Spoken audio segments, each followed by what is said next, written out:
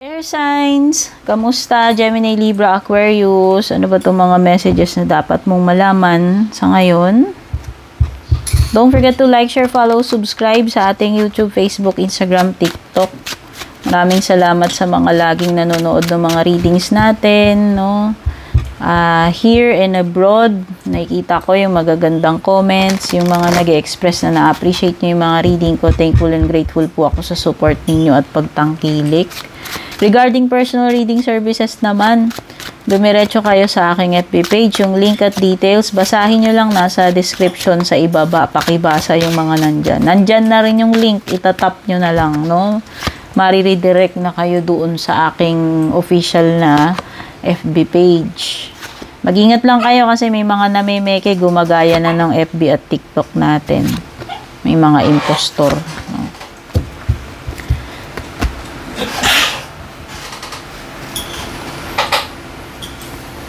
Uy, may nakita akong to the next level dito pagdating sa sa love life mo, sa connection. Ayan, Two of Cups, oh.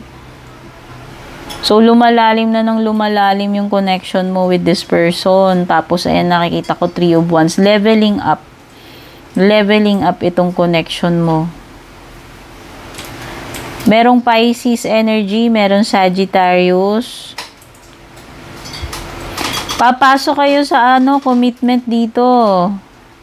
Commitment or contract, no? Kung yung iba, kung career ang pinag-uusapan dito, may pag-angat pagdating sa posisyon mo dyan sa career mo.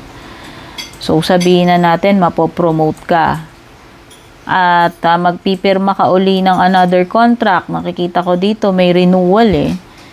So, magko-continue ito. Magko-continue itong success mo, itong growth mo dito sa ginagawa mo, career man yan, relationship. Yung iba nakikita ko may pagtawid kayo dito with the moon card, yung tipong meron na kayong mga bagay na tinatalikuran na. Air signs. And parang ini-embrace nyo na yung panibagong chapter ng buhay ninyo.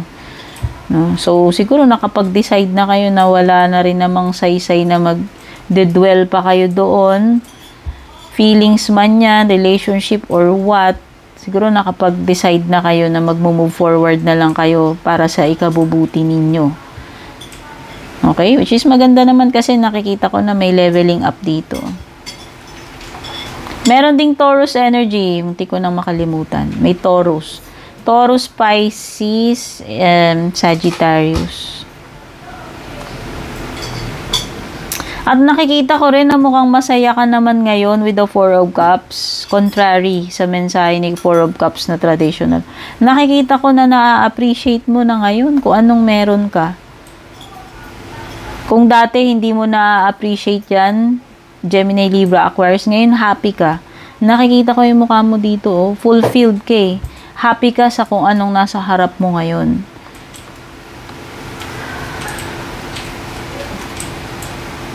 No, siguro natanggap mo na. May mga bagay dito na feel ko parang natanggap mo na. Kaya nga ikaw nakakapag-move on ka na. And na-appreciate mo na ngayon tong mga nasa harap mo kung dati hindi, no? Maganda yung yung energies mo, yung mood mo rito, yung disposition mo. Unti-unti nang nagkaroon ng acceptance and moving on. Nakikita ko rin na you are at peace with the Temperance card. Nagkaroon na ng recovery dito. Kaya nga may moon dyan, nakatawid ka na. So, kung yung iba dito, kung love life yung pinag-uusapan dyan or kung meron kayong pinanggalingan na masaklap na sitwasyon or hindi magandang ending, nakikita ko na nandito ka na sa at peace ka na, masaya ka na, naka-recover ka na, nakatawid ka na, naka-move on ka na, at nagpo-focus ka na kung paano ka mag-grow, mag-e-expand yung career mo, mag-i-improve yung kabuhayan mo. Yun yung nakikita ko dito. Mas nagkaroon ka na, mas nag-gain ka ng nag-gain ka ng wisdom with the Hierophant. Parang nag-level up ka hindi lang sa career, sa relationship, Pati na rin sa spiritual. Sa spiritual, ayan, nag-gain ka eh. +1 ka sa wisdom dito eh. Mas naging wise ka talaga at may mga natutunan ka ritong lessons.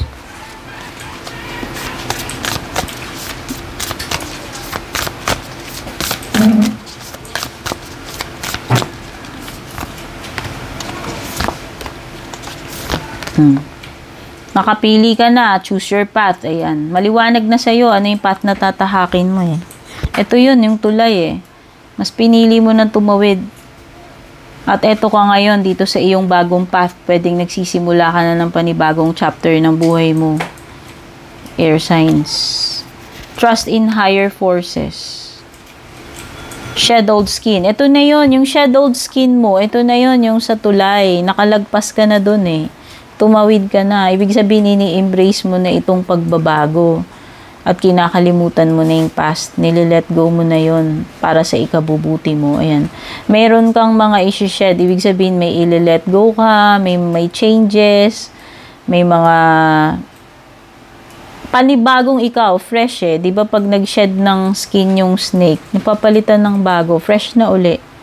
So, yung mga old belief systems dito or kung ano man ito, mga old baggages na dala-dala mo, yun na yung ililet go mo at mapapalitan na ng mga bagong experiences dito.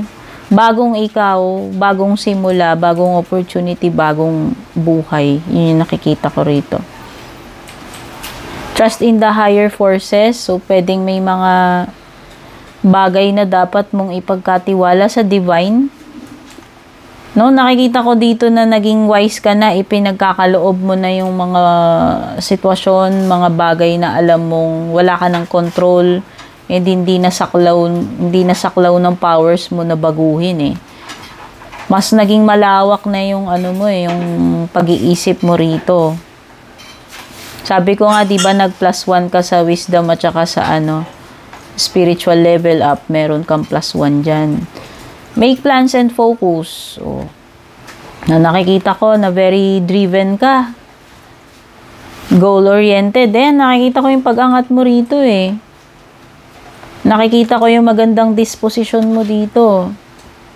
Kaya nga, ayan, ito yung mga time na, ito kung may mga plans ka man, mag-focus ka dun sa mga plans mo para ma-achieve mo yung goal mo, yung pinaka-target mo. Kasi maganda yung disposition mo at nandito ka sa magandang pagkakataon na yan, no? May swerte eh. Umaangat ka eh. Nag-e-expand. Tingnan natin love life ninyo, air signs.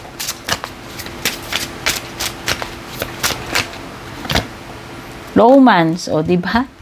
Ano ba yung sabi ko? Lumalalim na tong connection mo. So, maraming magagandang surprises ang naghihintay sa inyo dito sa mahal mo, sa person mo. Ayan o, romantic surprises are on the horizon. Be open to them.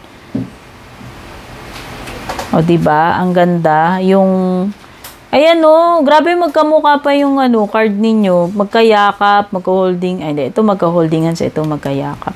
Pero same energy.